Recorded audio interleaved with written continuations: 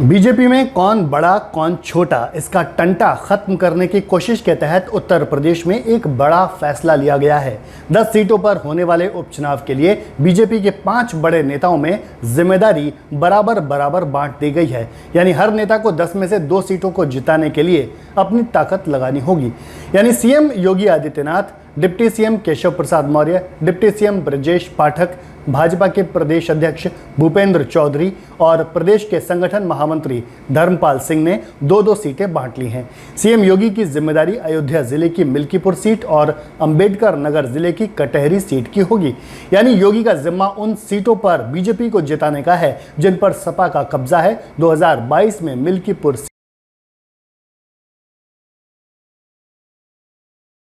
इसके बाद deputy CM Keshav Prasad Maurya के हिस्से में प्रयागराज के फूलपुर और मिर्जापुर की मझवा सीट आई है।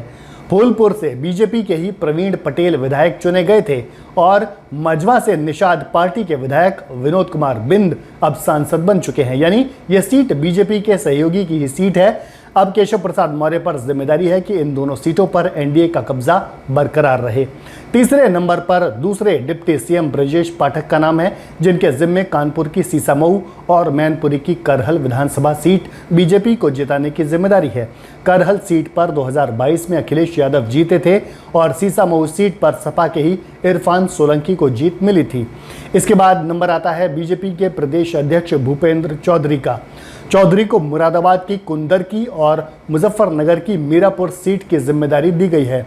कुंदर की सीट पर 2022 में सपा के जियाउर रहमान और मीरापुर सीट पर आरएलडी के चंदन चौहान जीते थे।